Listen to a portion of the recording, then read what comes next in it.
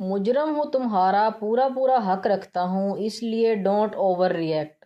خان یہ کہہ کر دوبارہ اپنے کام میں مصروف ہو گیا، بلکہ اب اس کی بیلا کے پیٹ پر گرفت اور بھی سخت ہو گئی تھی۔ اب بیلا کو ایک ہی بات کا ڈر تھا کہ نہ جانے وہ اس کے ساتھ کیا کرے گا۔ اچانک ہی اس نے بیلا کے پہنے ہوئے اپر کو پکڑ کر اسے اتارنے کا کہا، لیکن میں اس کے ساتھ بہتر محسوس کر رہی ہوں، اس نے ڈرتے ڈرتے احتجاج کیا۔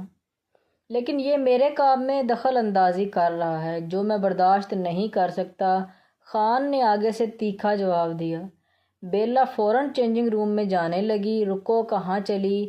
چینج کر کے بھی تو تم نے میرے پاس ہی آنا ہے، تو اس سے بہتر ہے کہ یہیں اتار دو۔ اسے خان کی آواز سنائی دی۔ وہ مرتی کیا نہ کرتی کے تحت واپس مڑ گئی اور آہستہ آہستہ اپر نکالنے لگی۔ شرم کی وجہ سے آنکھیں بند کر لیں، اس کا اپر اس کے بدن پر سے زمین بوس ہو چکا تھا۔ خان کی نظریں اس کا ایکس رے کرنے میں مگن تھیں، پھر اچانک ہوش میں آیا اور اسے واپس بیٹھنے کا کہا۔ اس لال رنگ میں اس کا جسم اپنے پورے جوہر پر تھا، وہ دوبارہ اسی طریقے سے بیٹھے تھے، بس فرق یہ تھا کہ اب خان کا ہاتھ اور ٹانگ سیدھا اس کے بدن کو چھو رہے تھے۔ خان نے ایک فلم لگائی اور پیچھے لیٹنے والے انداز میں بیٹھ گیا۔ اس کا دھیان فلم میں کم اور بیلا پر زیادہ تھا۔ خان نے بیلا کو بھی پیچھے لیٹنے کا کہا، جس کو مووی میں کوئی دلچسپی نہیں تھی، وہ تو بس ادھر سے گم ہونا چاہتی تھی۔ بیلا نے خان کے سینے پر ٹیک لگائی ہوئی تھی۔ تھوڑی دیر بعد خان نے اپنی جیب سے ایک برانڈڈ تمباکو کا پیکٹ نکالا اور سلگانے لگ گیا۔ آہستہ آہستہ مووی میں مگن ہونے لگی۔ خان نے سگار کو تھوڑا آگے سے پکڑا اور پچھلا حصہ اس کے جسم کے پاس لے گیا اور کمر کے گرد پھیرنے لگا۔ بیلا کو ایسا لگ رہا تھا کہ کوئی چیز اس کے جسم پر رینگ رہی ہے، لیکن پیچھے دیکھنے کی ہمت نہیں کر سکتی تھی۔ خان اب اس کے نچلے حصے میں پہنچ گیا تھا اور سگار کو اس کے پیٹ کے نیچے پھیرنے لگا، جس سے بیلا کے جسم میں ہلچل سی ہونے لگی۔ وہ آہستہ آہستہ سگار کو اور نیچے لا رہا تھا، جس سے بیلا کا جسم کانپنے لگ گیا تھا۔ کیا ہوا ڈارلنگ؟ اس نے بیلا سے پوچھا۔ وہ مجھے سردی لگ رہی ہے، اس نے کانپتے ہوئے کہا۔ وہ تو ایک سنگین مسئلہ ہے، تم یہیں بیٹھو۔ یہ کہہ کر وہ اٹھا اور ایک سفید رنگ کی چادر لے آیا۔ لیکن مجھے تو بہت ہی گرمی چڑھی ہوئی ہے، تو ایسا کرتا ہوں کہ اپنی شرٹ اتار دیتا ہوں۔ اس نے اپنی شرٹ اتار کر اوپر وہی چادر کر لی اور صوفے پر آ گیا اور بیلا کو اس میں آنے کا حکم دیا۔ اب دونوں اسی چادر میں تھے اور صرف ان کے منہ چادر سے باہر تھے۔ آج دوبارہ وہ اپنے ڈیڈ کے کہنے پر اسے گھمانے لایا تھا۔ کبیر کو یہاں آئے تقریباً 4 سال ہو چکے تھے اور اس دورانیے میں وہ جولیانا عرف جولی کو بہت اچھے سے جان گیا تھا۔ اسے یہ بھی معلوم تھا کہ جولی اسے اپنانا چاہتی ہے، تب ہی اس نے کئی بار اسے فلیٹ میں دعوت خاص دی، کیونکہ یہ وہاں کا رواج تھا۔ شادی کا کوئی خاص کنسیپٹ نہیں تھا اور کبیر بھی اس کی دعوت کو قبول کرتا تھا۔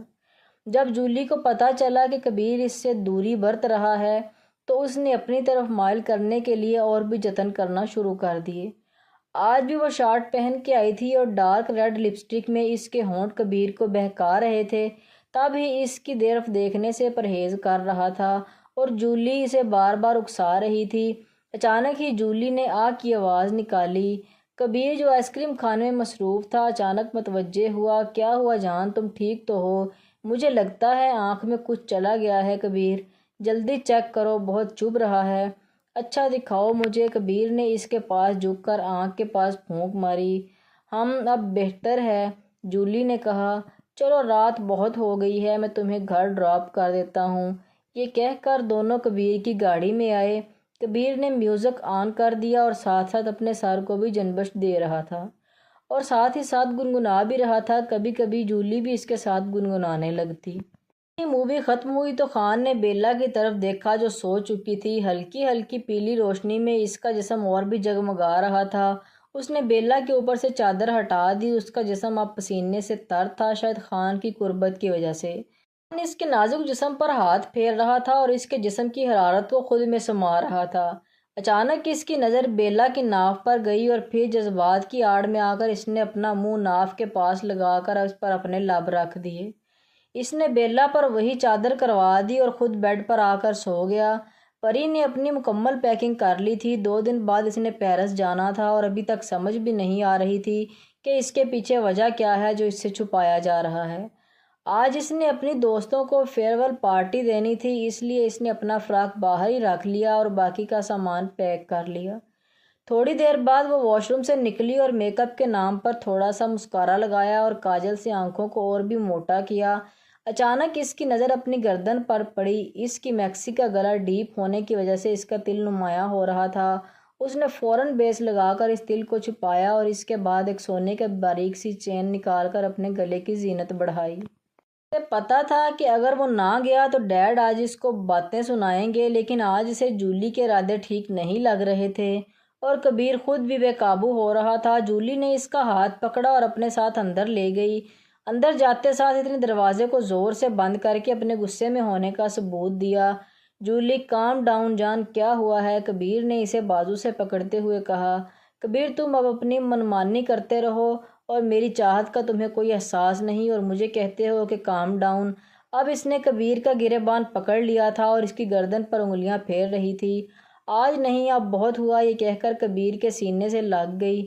کبیر کے گلے کے 2-4 بٹن کھلے ہونے کی وجہ سے اس نے کبیر کے سینے پر اپنے لب رکھ دیے، جبکہ کبیر اپنا آپ چھڑوانے کے لیے پیچھے کو ہوتا گیا اور دیوار کے ساتھ لگ گیا۔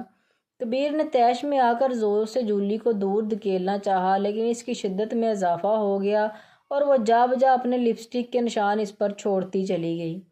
یہ سب کبیر کی برداشت سے باہر ہوتا جا رہا تھا۔ تبھی اچانک ایک زوردار تھپڑ اس کے منہ پر مارا اور دروازہ کھول کر باہر چلا گیا۔ یہ دیکھے بغیر کہ مقابل پر کیا اثر ہوا ہے تھپڑ کا، کیا وہ ہوش میں ہے کہ نہیں۔